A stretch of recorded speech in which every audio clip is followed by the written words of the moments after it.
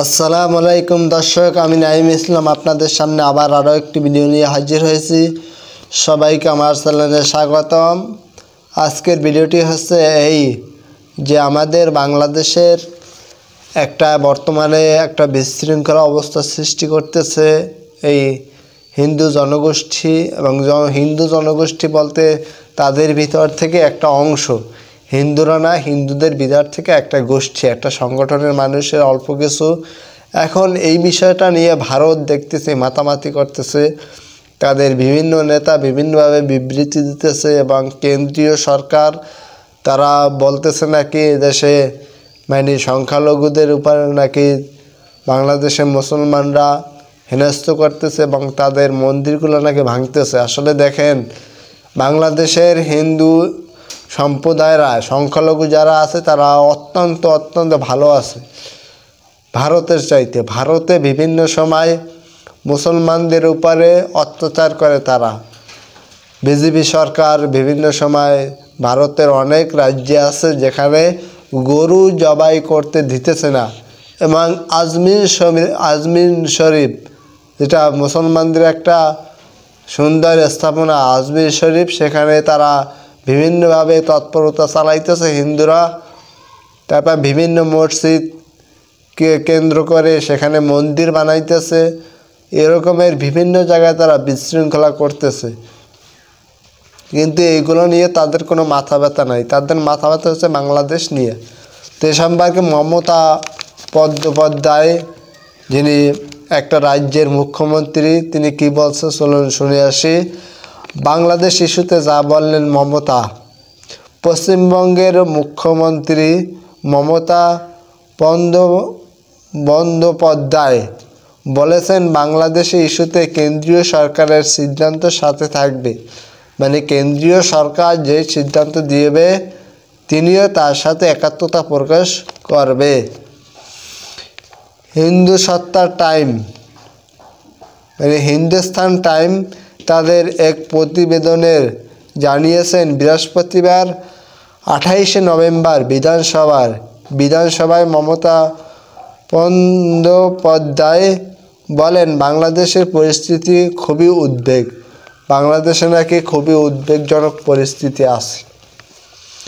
আমি কলকাতার ইসকনের প্রধানের সঙ্গে কথা বলছি, ওখানকার পরিস্থিতি সম্পর্কে খোঁজ খবর নিয়েছি। বাংলাদেশ নিয়ে কেন্দ্রীয় সিদ্ধান্তের পাশে রয়েছেন জানিয়ে তিনি বলেন, এ ব্যাপারে রাজ্য সরকারের কোনো এখতিয়ার নাই, আলাদাভাবে কোনো কিছু করবে সেই রকমের এখতিয়ার তাদের নাই, থাকলে নাকি তারা করত। এ ব্যাপারে আমাদের সিদ্ধান্ত নেওয়ার কোনো অধিকার নেই। কেন্দ্রীয় সরকারের সাথে একমত, মোদি যে কথা বলবে তার সাথে তিনি একমত। তবে গত জুলাই মাসে হাসিনা সরকার বিরোধী আন্দোলনের সময় বাংলাদেশের তৎকালীন পরিস্থিতি নিয়ে তিনি কিছু বলেননি। বাংলাদেশে নিয়ে কোনো কথা বলার অধিকার নাকি তাদের নাই, এই জন্য তিনি কোনো কথা বলেননি। আসলে এখন তাহলে বলে কেন? বাংলাদেশ একটা স্বাধীন রাষ্ট্র, সার্বভৌমত্ব রাষ্ট্র।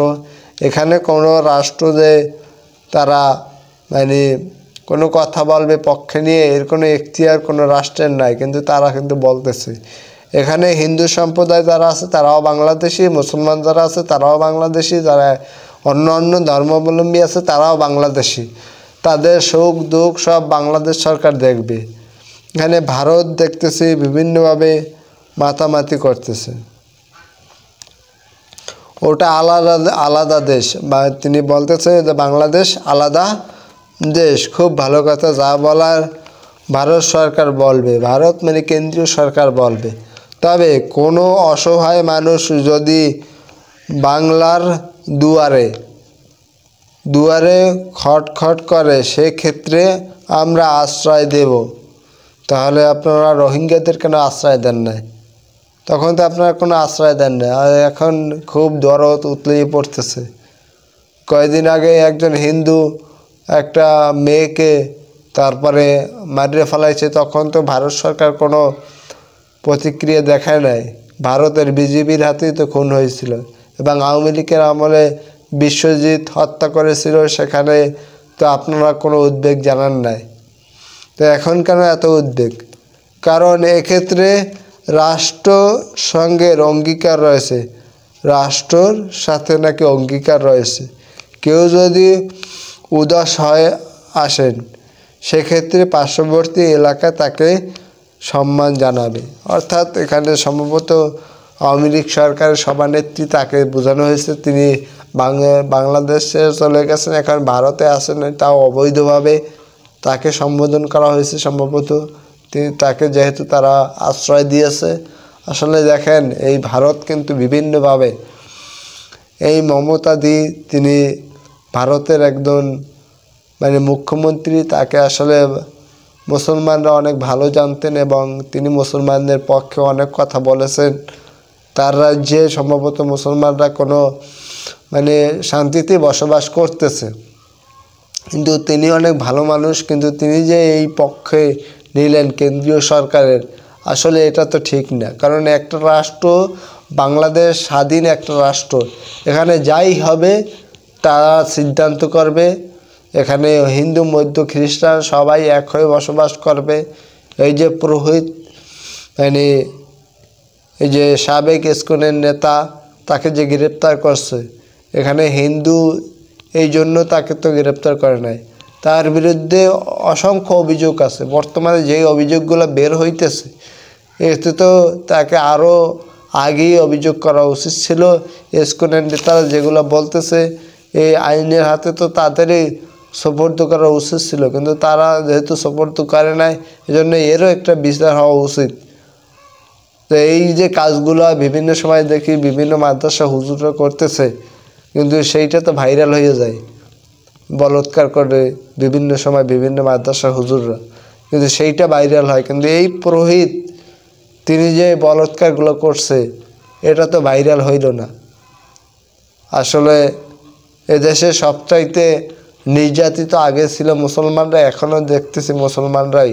আর সংখ্যালঘু যারা, তারা দেখতেছে আগেও ভালো ছিল, এখনও ভালো। তো দর্শক, আশা করি ভিডিওটি দেখছেন। সকলকে অসংখ্য ধন্যবাদ।